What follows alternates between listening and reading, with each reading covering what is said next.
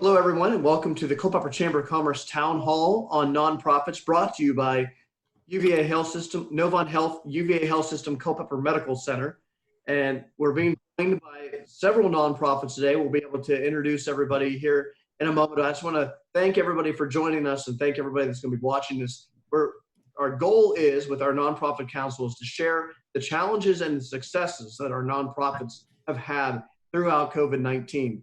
Many have had to pivot and find new and innovative ways to fundraise and stay afloat during this pandemic. So we're going to introduce some of our key players here today and talk about what they have faced in their roles with nonprofits and how the community has responded. We'll start with Charles Perryman from Culpeper Volunteer Fire Department, Company 1.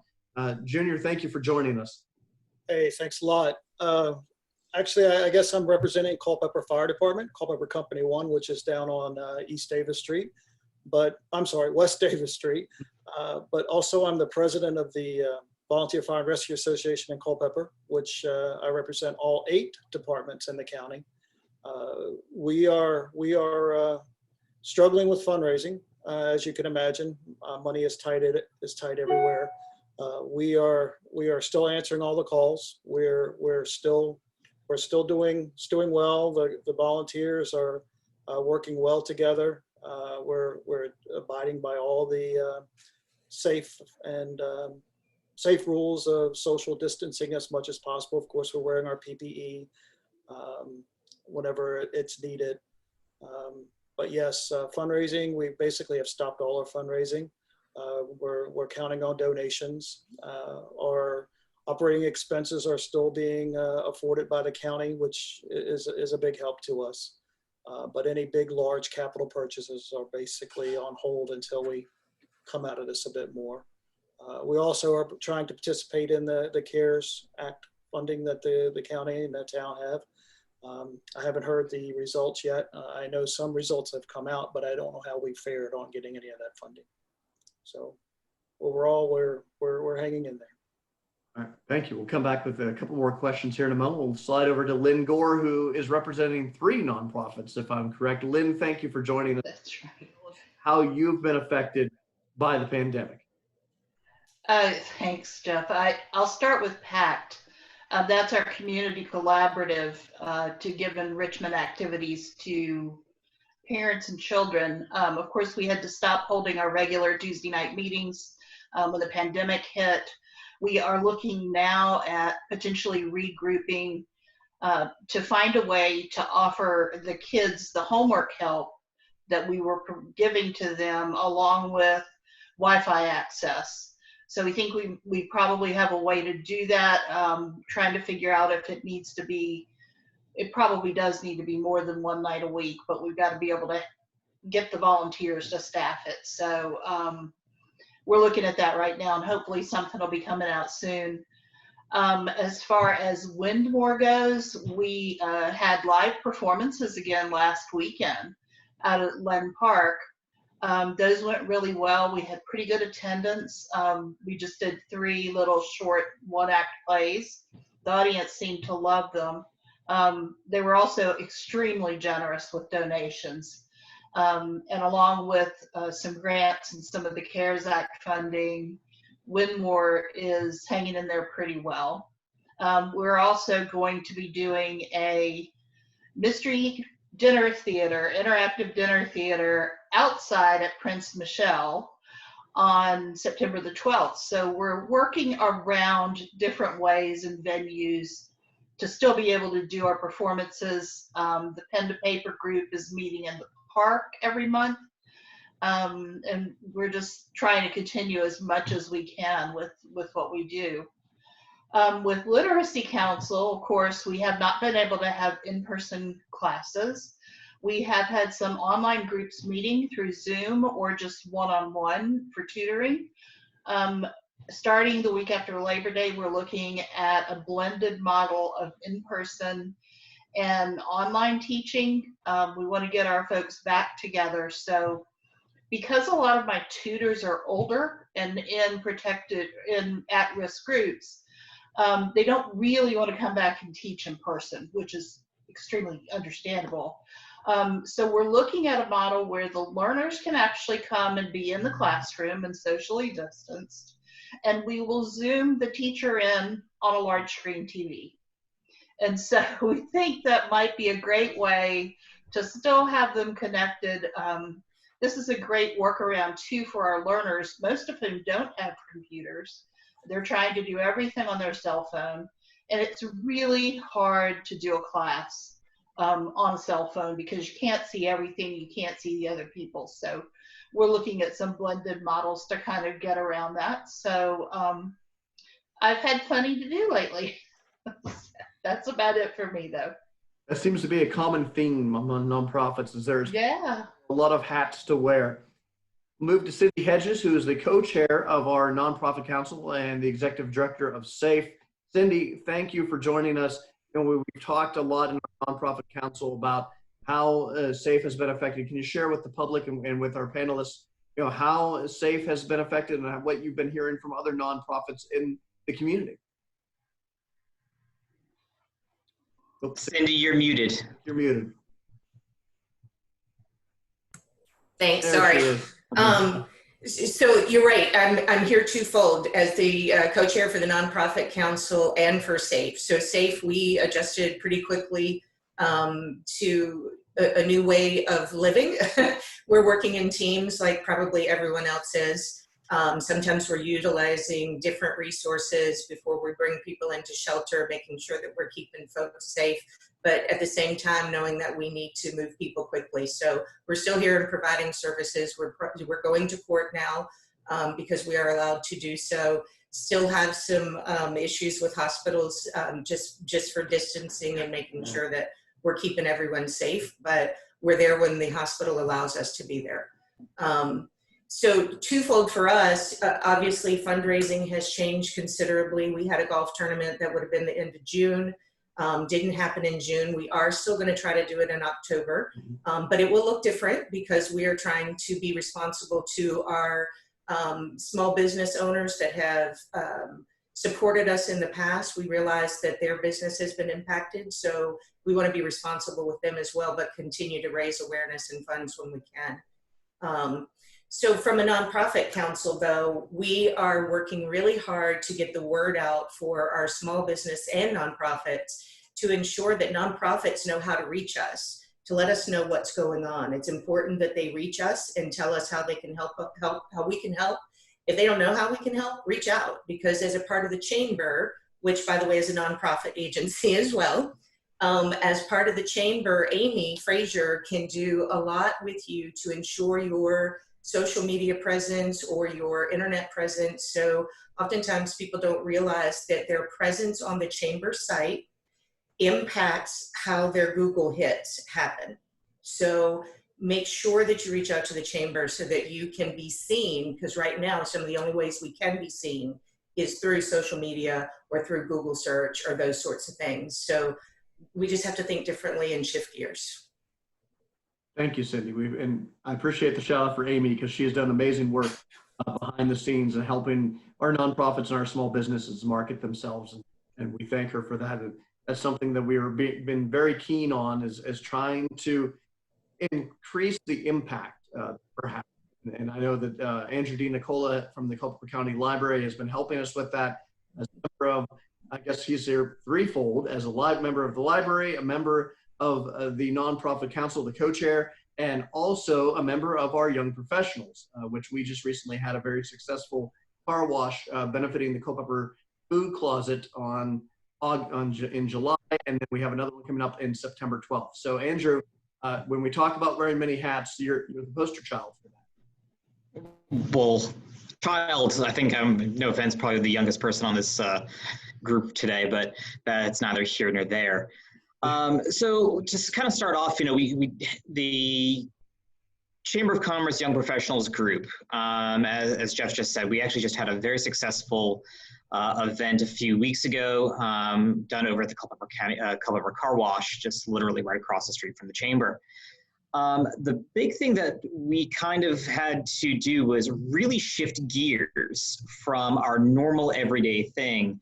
And I think that's one of the big complications that a lot of nonprofits and even a lot of businesses are having difficulties doing, is looking at what ways that we can really branch out and find something new that nobody's done before. Or at least just not necessarily haven't done before, but maybe haven't done in a while, or something completely out of the box that you wouldn't think of them doing. And I think that really helped with the young professionals, was that instead of being able to do our normal crab feast or being able to do our normal cornhole events that we usually hold in the spring, well, we decided, okay, well, we can't do any sort of big fundraising for our nonprofit group that we're sponsoring this year, which, by the way, is the Culpeper Food Closet. But we were able to find a different way and find an avenue to do so. And thank certainly the Culpeper Car Wash for helping us make that happen. And I think that's kind of the big thing that that a lot of different groups are, I think, failing to do, is everybody's getting zoomed out. Everybody is not being able to find the funding that they're wanting, and that's something I think that the library can certainly help provide. While we can't necessarily hold a whole bunch of Zoom meetings, and I think everybody that is a nonprofit is certainly looking forward to our meeting rooms and our study rooms and conference rooms opening back up so that you all can host a lot of these meetings and events. Unfortunately, that is not in the cards at the moment. The library is going to continue having the rooms closed for the foreseeable future. And it's just for social distancing and for the safety of our staff and members. With that said, a lot of our staff prior to the COVID closing were volunteers, and many of them elder volunteers. And so a lot of them, both by accident and design, said to us, we're not going to be coming back until things are a little bit better, there are vaccines in place. And I think a lot of the nonprofits and even the public has been doing the same thing. As a chamber member of the Nonprofit Council, there was a group that I was able to help a few weeks ago, and it's still in the process of helping them out. And if you didn't already know, that would be Souls in Harmony. And I'm sorry to say that Greg Harpine is not here today, but certainly a big shout out to him and his volunteers in getting or trying to get some help in that respect. I am by no means a grant expert, but I do know how to use a search engine. That's what a librarian does. It's what I got my master's degree in. So if somebody is in the need of help trying to find the right resources, please reach out to me. It's part of my job to do research. So I'd be more than happy to assist any nonprofit organization that needs extra help in finding the right resource. However, writing the grant is certainly going to be up to the nonprofit that I'm helping in general. Awesome. Thank you, Andrew. And we'll slide over to John with Novant Health UVA Health System Culpeper Medical Center. John, thank you for sponsoring today's town hall. Can you share what you guys are seeing from a community standpoint? Yeah, thanks, Jeff. I just want to start off again by thanking all the other participants and nonprofits in the community. I know that working with these organizations on a regular basis, nothing is easy these days. There are challenges around every corner on both a financial and health and logistical front, and so I applaud the work that everyone is doing. You know, and the support that our hospital and our health system has received from community members has been, you know, just incredible. We are grateful, you know, for the support that we've had. You know, we are also in a very similar position. We are having to do things differently. We're having to adjust to financial issues that other organizations deal with as well. We are a big part of what I do with community engagement, as some of you are aware of, involves grant funding and support for community partners and sponsorships and things like that. Shortly after the first of the year, that was the brakes were put on that, and we've got that on hold. I know a number of you that we've partnered with in the past have unfortunately not received that support this year because of those reasons. I do want there to be understanding that our resources, we just had to be stewards as to where they go. We've had to allocate a substantial amount of money to care for our team members on the front lines, those folks involving their health and their well-being and their stability to make sure they can continue serving our community. We've been lucky and grateful to partner with a number of our community partners and agencies in Culpeper and throughout our health system. We've been able to participate in over a dozen free community testing events, which those are vitally important, and we are happy that we were able to lend a hand in those. And our involvement in that has ranged from helping to organize, providing resources for storage and transportation of tests. We also continue to provide health educational material, masks, sanitizer, things like that. I listening to what Andrew was talking about, it's right. We have to look at different ways to serve and to help those.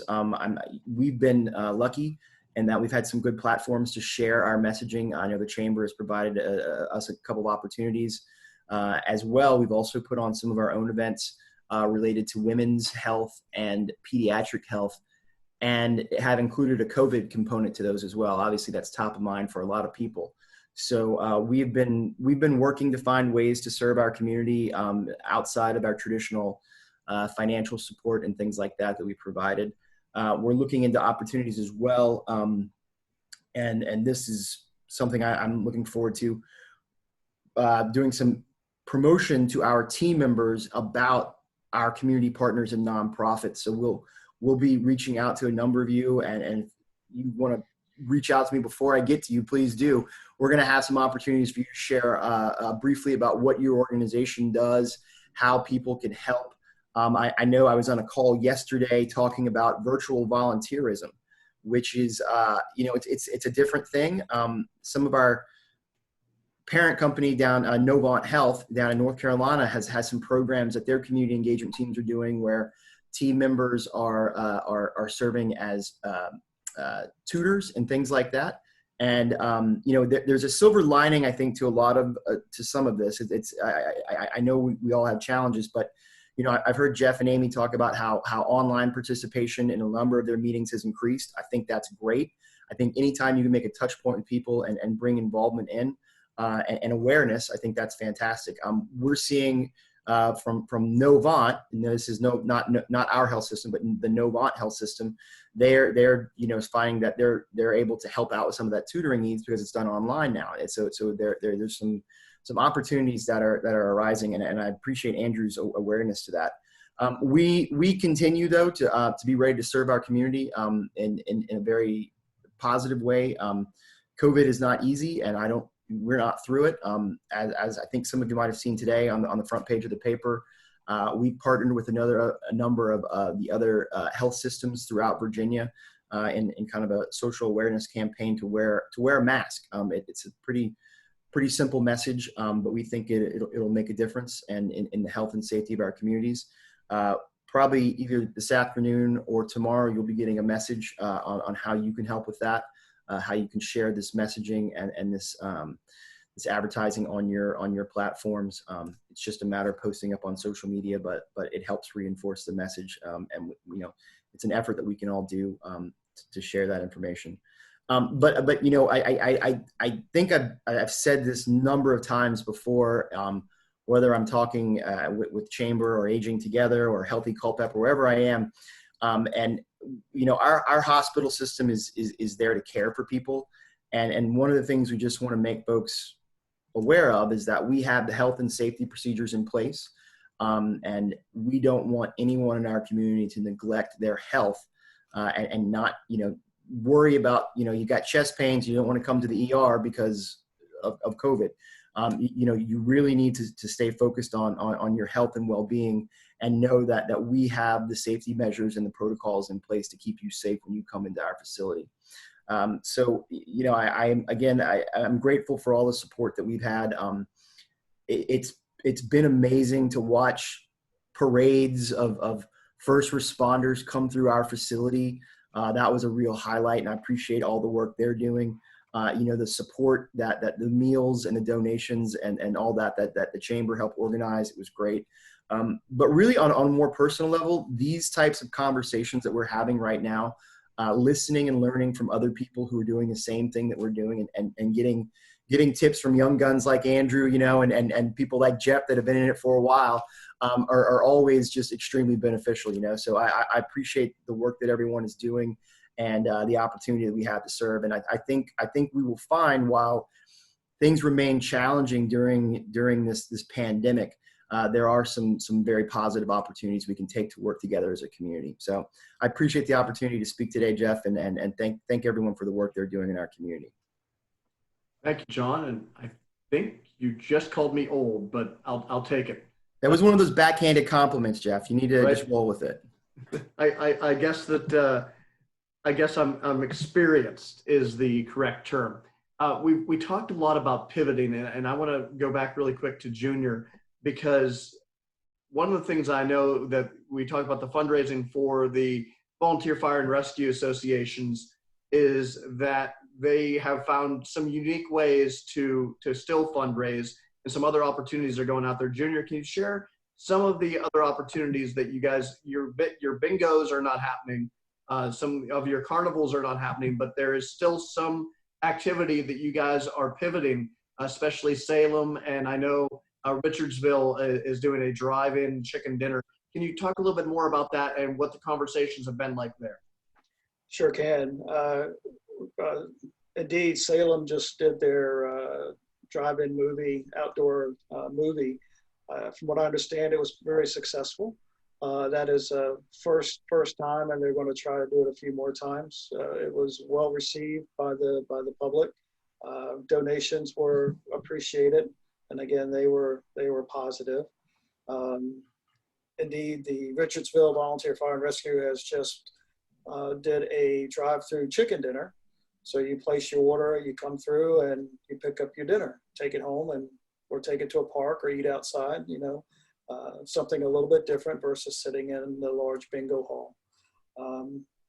So those things are happening. We are also reaching out on social media. We're refreshing our website on our Fire and Rescue Association. That's already starting to see some hits. I believe most of the departments are gearing up their personal websites. Again, talking individually about what the departments are doing, upcoming events, how we can draw the public back and support us as we support them day in and day out. But those are the things that we're doing today. We're also looking at some of the departments who haven't typically done mail outs. We're actually looking at doing some of those to try again to reach more of the public that we don't really touch through our other fundraising activities. Awesome, thank you. I want to bring in Dave Reardon from the Lord Fairfax Small Business Development Center to talk about some grant opportunities that might be out there, or how nonprofits have been reaching out to you. Dave, thank you for joining us. We want to touch on is probably the second round of Culpeper Cares that was just announced yesterday, that there was approximately 950,000 distributed, that was announced on the 11th, and now there is a second round. Can you give us a little more details on that and what you've been hearing from nonprofits when they've been looking for grant help? Sure. Pleased to be on today and assist where I can here. The Culpeper Cares first round took place, and the awards have been made. I haven't seen the announcement of the awards, but basically that program is for small business and nonprofits. You have nonprofits being the 501c3s. I believe the 7s and the 19s also are included in that. So there is, and let me just pull one thing here.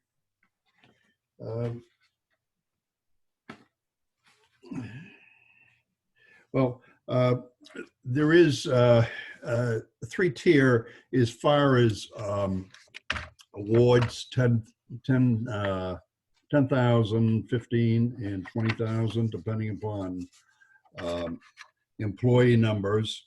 And the information is online, I believe, that talks about the eligibility and you know, the requirements as far as what sort of paperwork's required. And some of the things, of course, included is less than $2 million gross revenues, current on Culpeper County and town taxes, been in operation over a year, experienced at least 25% loss of revenue, and there are other requirements too, other eligibility requirements. But I think the important thing here is for anybody applying is to be sure they have all the paperwork and all the requested documentation. It makes it a lot easier for those looking at the award or say the applications to go through the process. So there is more funding. Culpeper town and county combination was, I think, 3.2 million. If they reported, what did you say, 90? What was the amount of the award you mentioned, It Jeff? was approximately 900, a little more than 950,000. They said they have 1.8 million remaining for all businesses and 355,000 for nonprofits that they're able. Okay, so there's quite a bit there. You know, that's happened before. I was looking at the PPP loans have been shut down, of course, last week, and on that, it's kind of interesting to see that nationwide they awarded 5.2 million loans for the amount of $525 billion. They had about 5,500 lenders, but they remained with $134 billion that wasn't dispersed. So that was on again, off again, and unfortunately there was money left on the table, and what they're going to do with that, I don't know. Whether I would hope to see some other sort of program come out and utilize that. The EIDL loans are still open for a small business and also nonprofits, including 501c19s and 501c3s. And the information on that is on the SBA site. You can get a lot of, actually there's a lot of very good information on the US Treasury site. If you're looking for SB information, I'm finding more on the Treasury site than the SBA. It's easier to find. They've been writing all these interim final reports, and they're all listed there going back into March. So all the information has come out, and then the say the amounts of money dispersed are all available. And as a matter of fact, on the these two loans, PPP and EIDL loans, there are sources on the SBA site and the Treasury site where you can go in and see who has received loans. In the case of the smaller amounts, they have, I noticed, cut off at around $150,000. The names aren't there, but the loans in excess of $150,000, the loan applicants' names are there, the ones who received the loans. Other things to look at: Rebuild Virginia. Just came online this week. They have had a little bit of problem, from what I understand, with the portal because probably the influx of applications that the problems that if you don't complete and get off of it, you can't get back on, from what I understand, until the next morning, and you start over again, or maybe you can pick up from where you were, but there are some portal problems. But in any case, the Rebuild Virginia is available to nonprofits, also small business. And this is a state program. I believe they have $70 million to disperse, and it's aimed at those who fell through the cracks. Meaning that if your organization received a PPP loan or a EIDL loan, or say even a Culpeper care loan or grant, you're not eligible. This is only for those who have not received any funding from other sources. So there again, it's an online application, and it's just started. So the other important thing to think about, it's first come, first served. So anybody looking to get, say, apply for a Rebuild Virginia loan should get in fairly rapidly and, you know, fulfill the requirements of the application and the documentation, all the rest of it. The USDA has a rural development program that you can find online, and they do have some both loans and grants that are available to nonprofits. And they have just issued a new booklet this last week describing what they have. And say, for example, some of these fall under their regular program. They have rural business development grants. The towns, state agencies, and nonprofits can apply for. The rural development cooperative grants, community connect grants. So it's a matter of basically what you're looking for and whether you can apply, say whether this programming is applicable to you. And it does go into recreation, and it goes into other factors of lending for different type of programming. So say, for example, you can do broadband, or you can do funds available for business incubators, community development, assistance to nonprofit and public bodies, and that's the rural economic development loans. But there are about 10 or 12 different programs there under the USDA programming. And of course, there's grants.gov, if that's the government site with government funding. But other than that, you know, say, I'm sure you're all familiar with these sources. The Center of Nonprofit Excellence, of course, in Charlottesville has enormous wealth of research materials for nonprofits. And I think that's where Andrew comes in as well, with the resources available. And Andrew, can you talk? Yeah. Have you seen a large number of nonprofits coming to the library looking for research help? I know you mentioned Greg with Souls in Harmony, and he's somebody that we're obviously very familiar with, chamber member, and he's been really vocal online about how COVID has impacted his nonprofit. Have you seen others coming to you for help? To be honest, no. And I think that's probably one of the problems that I think every and all nonprofit is having, is just knowing where to find the resources, or just knowing who to ask. And some of the people in the county still don't know that the library is even physically open to the public, or this is a resource that we can certainly provide or help with. I think that does kind of fall into something that I think a lot of us have been victim of, is finding the right communication, or finding the right communication medium to be able to hit a lot of these nonprofits or just businesses in general to be able to get the help that they need.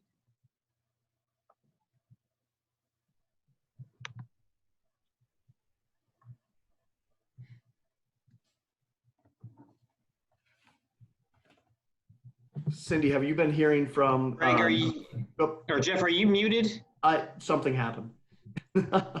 Cindy, are you hearing from nonprofits that they don't know where to go or how to ask for help, or do you find that nonprofits generally are the type that they don't want to ask for help because, that is what we're doing on a daily basis is trying to find funding, asking for donations. So asking for help seems like another reach. Is that something you hear commonly throughout your conversations? Absolutely, and you said it very eloquently. The service we provide is one we're vested in, we love to do, but the ask for the give is a hard thing to do. And knowing that community and people individually as well as small business have been impacted, it makes it a little bit more difficult to do that.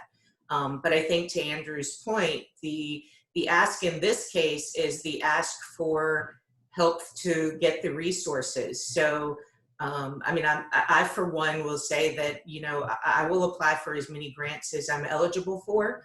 It's almost like a sales call. If I don't get, as many as I apply for, that's okay, because I'm going to keep looking for the opportunities. And we need to share those opportunities with one another. And it's okay to ask. It's okay to say, I'm not doing okay. Yeah. Junior, I know how important the Volunteer Fire and Rescue Association is to Culpeper, and I know a lot of the community knows what you guys do and what the impact to our community and how we're able to save tax dollars because we do have volunteers. Have you seen a large outpouring support from the community? I wouldn't say a large outpouring. There are those who are typically giving on a regular basis year over year. They're still coming to us, which we're very thankful for. But I would say no. The mailboxes aren't full of donations. No. How do you get the message out there then of what exactly the Volunteer Fire and Rescue Associations do for this county and how that it's neighbors helping neighbors. It really is. How important is it to get that message out, and how are you getting that message out? Well, it's even more critical now, I think. I was born and raised here. I've been in the fire service volunteering for a few decades. And as the community has changed and we've taken in more of a bedroom community, so to speak, that people come from the Northern Virginia area moving out, they're just assuming that we're career guys and girls, and we're sitting at the firehouse waiting for the next call to come in. And we all have other jobs. This is something we have a passion to do. It is volunteer. And then when we explain that, it's like, oh wow, we did not know. So we are working with our website presence is to push this message out that don't forget us when it comes time to donations. The trucks are expensive, the supplies are expensive. The amount of training that we have to do, we've just restarted training. Thankfully, the county pays for all that. But yeah, it's a message that we really need to work harder on, and we just haven't done that in the past, and we are making some headway and getting that information out. Awesome, thank you. And Lynn, I know that we were talking there a little bit ago about broadband, something that we've heard quite a bit about, and I've been on several calls about. Is that something that you are hearing, especially from the Literacy Council, is that the lack of the broadband is something that is a major concern? And what resources do you have available, and what resources can they use, such as the library? Yes, we are finding that the broadband is an issue more with our tutors than our learners. Most of our learners live within the town limits. They're pretty close to us, but we have lots of tutors that are out in the outskirts living on farms, and they do have problems with connectivity. So even having a meeting of the volunteers is sometimes pretty difficult. I am having pretty good luck with researching grants. I'm like Cindy. I'll apply for everything that's out there. And interestingly enough, I'll find a grant sometimes that fits both the Literacy Council and Windmore. So I'll apply twice. we're doing pretty well with that. We do use the library resources, or have in the past, for our literacy council tutoring sessions. And we're looking forward to when the rooms are open again so that we can send people there to have their regular tutoring sessions. If I could interrupt just for a quick second.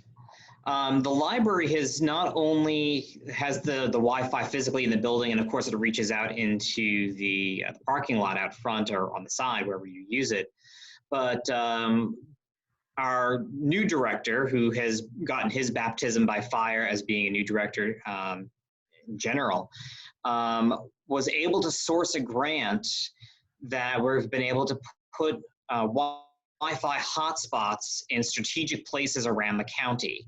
For example, there's one, I believe now in Brandy Station. I believe there's one out in Stevensburg. And we've actually have in the works to be able to put more out there as well. So we're doing our best to try to make sure that an equity of access is available to any and all, not just students, but also again, as Lynn has said, making sure that even like the tutors or the older generations that may not have dedicated broadband inside their home, but they do have maybe a tablet or smartphone to be able to even just kind of get online and pay their bills. Andrew and Lynn, Cindy, I'll open this question to you. How much has there been a response for folks to be able to meet in person? Have you seen that people are, I think somebody used the term, getting zoomed out? Are you getting a lot of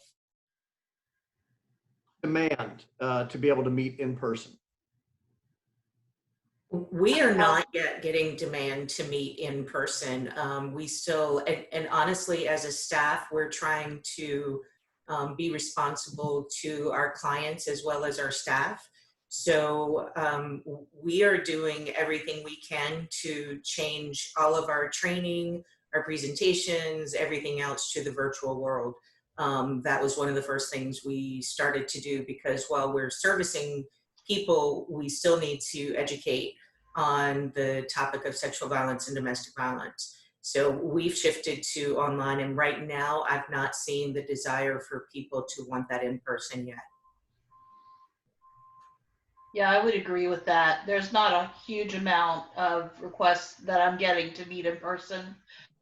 If I get any, it's from the learner perspective and not from the tutors. And the learners need it, of course, because they don't have computers in their home, and it's a little more difficult for them to meet online.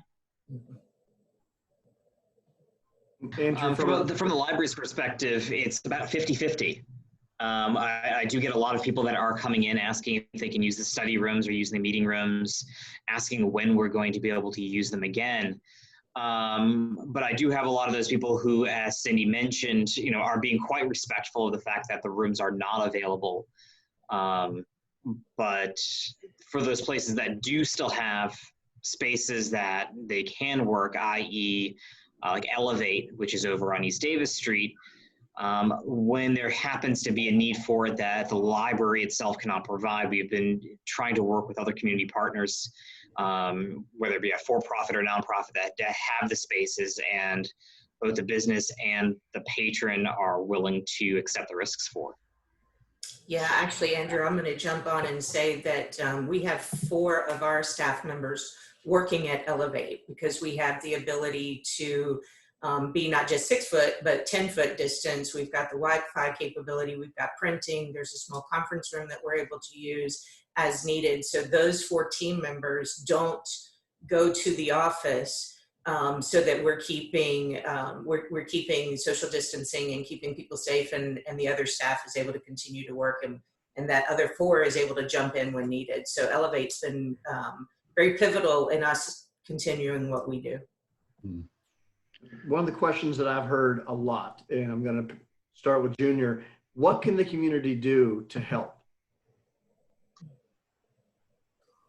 Well, we are seeing some volunteers, new volunteers coming to join the departments, which is a tremendous help. We're always in need of good help, whether it's a firefighter or EMT or the people behind the scenes for social or for supporting roles when we do start up fundraising, or whether it's someone who has a skill set in developing websites or maintaining websites, doing the books, things like that. We always need those kind of skills as well. So that level of support is critical to our operation. And of course, the other thing is just to remember us. I mean, we have no bingo. We have no other types of fundraising or carnivals.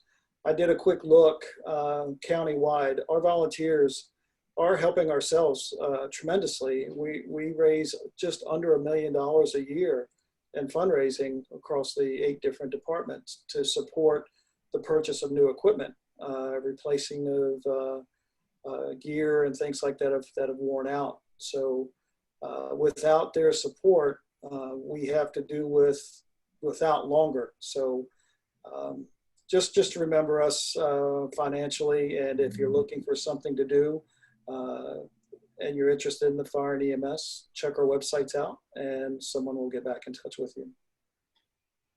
Awesome, thank you. Lynn, what can the community do for you? Mostly at Literacy Council, I need volunteers that want to be trained as tutors. The folks don't need to speak another language because we teach English, so we want everybody to speak English once they start. But I need folks that are willing to get online and do some blended teaching methods. We do all the training, we provide all the materials. So it's a pretty easy process, and it only takes an hour or 2 a week. So if you know anybody that would be a good tutor, send them my way. I might know some teachers. Teachers are great. Retired teachers are awesome. But just smart people that want to help are just as good. Awesome, thank you. And Cindy, what can the community do for SAFE? I'll mimic what everyone else is saying. Remember that we're still here. And while I talk about applying for grants, our government grants require us to have local support and local funding. So they look for about 23% of our funding and our income to come from localities. So that's individual, faith-based, that sort of stuff. So we still need those donations as well.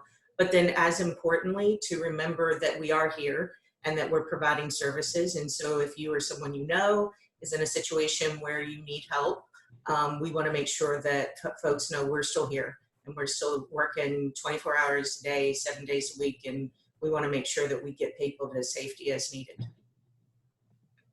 Andrew, I'm sure that's a similar message from the library, that you guys are there to help.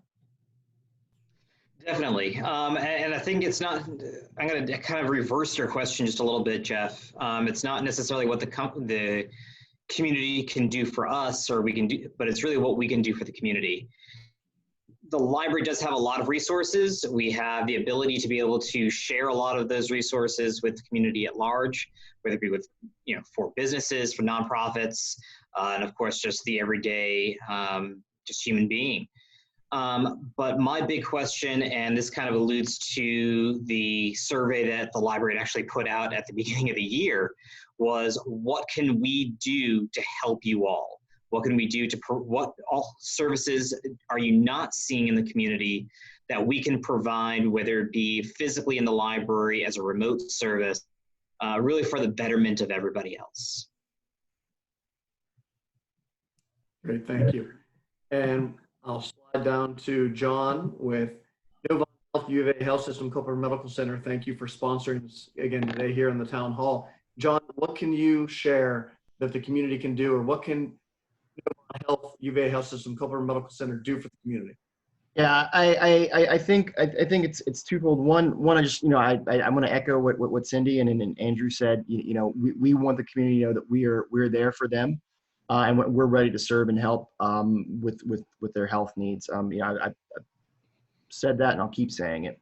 Another thing we are really stressing right now is the community can help support in health and wellness by following the protocol that's put out there in place and the health suggestions from VDH and CDC and other organizations, masking, social distancing, washing your hands. I know these are mantras that repeated.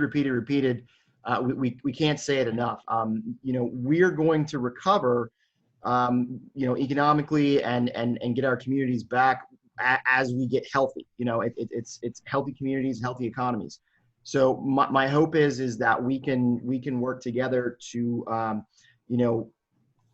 be available, obviously, for what the community needs from a healthcare standpoint. But what the community can do is, if we can continue, working together and practicing these health and safety standards that will get us back to a safe level, I think we'll start seeing some recovery. I'm glad that we are all able to find creative ways. I love hearing Andrew say, what can we do? I every time he speaks today, I've heard him speak today. There's something that I've learned about the library that they're doing that I would have never thought in a million years a library would do. And to hear Junior's story about how the new members to our community aren't fully aware or appreciative of the value of our volunteer services is these are learning experiences for us. So I hope we can continue doing that. So those would be my messages to the community, is that we continue to follow our health and safety protocols and have an understanding as to the services that are being provided by our nonprofits, SAFE and Lynn and her team with the multiple organizations she works with as well. Awesome. Thank you, John. I feel like we covered a lot there, but I'm going to open this up. Do you have any questions for your peers? Any questions for your fellow nonprofits? Any questions for Dave that he might be able to answer if you're looking for grants or loan programs? I'm going to open this up, and if anybody would like to chime in, go right ahead. Well, I would like to say something just towards the education piece that Junior was speaking about. On September 20th, the Chamber of Commerce, we are hosting our 3rd annual Appreciation and Valor Awards. And in the past, we've called this our Valor Awards. This year, I've been working with the Volunteer Fire and Rescue Association, and we're making some big changes to work towards that education piece. And that is something that we have heard a lot from in the community, is that we really take for granted that when we call 911 that someone's just going to come help us, and we don't really realize that those people have full-time jobs and they're doing this out of their own in their own time. They're not getting paid for this. They're doing this because they have a genuine desire to help our community, and that's something that we're really focusing on with our Valor Awards. And this year, a big change that we're making is that we're honoring 14 different stations. We're honoring the 8 volunteer fire and rescue associations within that association. We're also honoring Sheriff's Department, Town Police, Virginia State Police, E911 Dispatch, Office of Emergency Services. We have brought in animal control, all as first responders in our community, to really kind of use the Chamber's platform to get some awareness around these public servants that are helping better all of our lives in this community every day. And so that's one we're really excited about. We're hosting that at Salem Volunteer Fire Department, and they have a huge location, so we're hoping we'll be able to do it inside, but we are kind of monitoring the COVID situation closely and seeing the comfortability in the community and how things are going. And we're very lucky that they have the equipment, the FM transmitter and the big screen that they've been using for their drive-in theater, that if we need to, we can quickly pivot to a drive-in style of this event, so that we are still able to give our first responders the recognition that they deserve this year. So we're really excited about that. And as a message just for you guys and for all the nonprofits and small businesses in our community, that the Chamber is here to help you guys. So what can we do for the community? What can the community do for us? Remember, what can the Chamber do for you? As you guys have things going on, a lot of what you said was we're still here. Just remind everybody that we're here. Send me little notes. I put that stuff into the paper every month as a reminder in our Chamber Advantage for, you know, the library is open. This is what they're offering. I've been promoting and taking advantage of the kids crafts. We love the kids crafts that the library's been doing. They're doing a different one every week. So there's a lot of great stuff happening, and just remember that we're a resource and use us. Yeah, absolutely. I think that's very well put, Amy, that we're here to help support the Culpeper community. That's what, during this time, during this pandemic, we want to be a support system. We want to be able to help market our businesses and our nonprofits to be able to help them make it through this. We want everybody to come out on the other side and be stronger. We are learning new ways to do things. We're finding some innovative ways to continue to fundraise, and innovative ways to market, and innovative ways to stay afloat during this time. But we're all going to come out on this stronger. I truly believe that. And it's because of the sense of community that is in Culpeper. I think it actually goes to say the fact that Jeff and Amy, you two have done a fantastic job here with the Chamber. It's been a very interesting year so far. And I mean, it really could not have gone, I think, any better without the two of you in the positions that you're in. And I certainly thank you both on a professional level and certainly on a personal level, because it's really been an honor and a pleasure to work with both of you through all of this. That means a lot. Thank you very much. I appreciate it. For me, it's just about giving back to Culpeper and being able to help promote the town that I love. I'm sure everybody feels the same way. That's Culpeper's a unique place, and we're lucky to live where we do. And so I think it's just trying to help our neighbors and help our community. David, I have a question for you. What has been the biggest obstacle with the nonprofits applying for any of the grants that you've seen? Have there been anything that's been able to help expedite besides just making sure their paperwork is in order? Has there been anything that anybody's been able to say or do to make sure that that they succeed through the whole program? Well, I'd make say if I address that in say some of the applications that I've seen on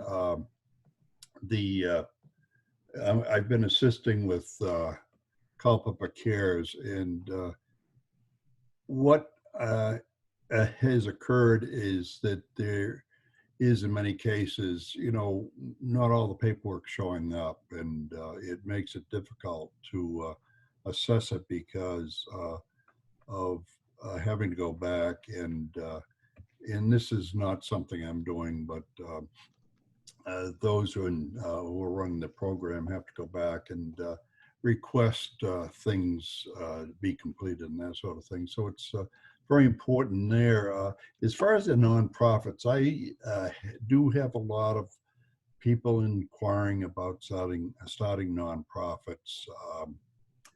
And I can assist them, and that's what my job is, to assist small business. And I include certainly the nonprofits in that classification, but I do have some background in applying for 501c status. I have the ability to do a lot of research, and that's what I do for our clients, is help them out, whether they're going to start a for-profit business or a non-profit business, and help them with questions they might have about the licensing registration process or other aspects of running a small business. So like, say Andrew stated, I'm here for the community, to assist the community and assist the small business community in, you know, any way I can. And that's what keeps me busy. Thank you, Dave. I want to thank everybody for joining us on the Culpeper Chamber of Commerce Town Hall on Nonprofits, sponsored by Novant Health, UVA Health System, Culpeper Medical Center. Thank you to our nonprofit council for putting this together, and thank you for everybody for joining us. It was extremely informative, and I hope that we're able to find nonprofits in our community, learned a little bit about our nonprofits here today. So thank you for joining us, and we will see you soon. Thank you, guys. Thank you. Thank you.